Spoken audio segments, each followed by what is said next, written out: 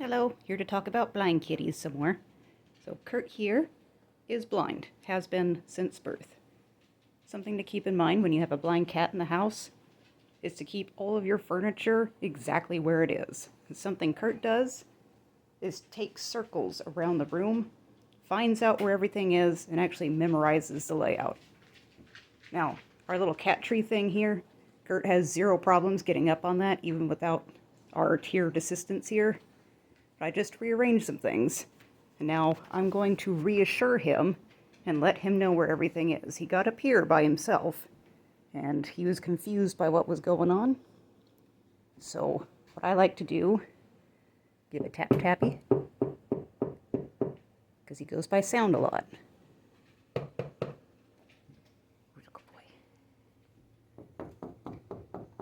You'll notice he's following me too.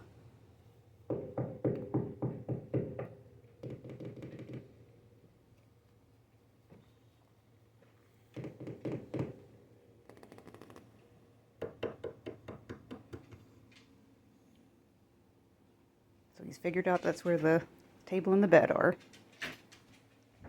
And he's probably going to hang out here for a while and get used to that.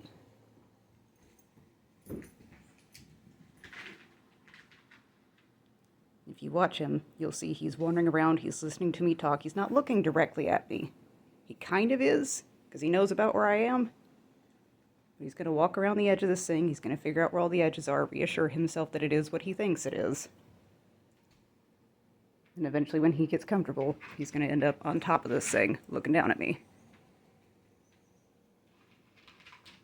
Because blind cats can still cat just fine.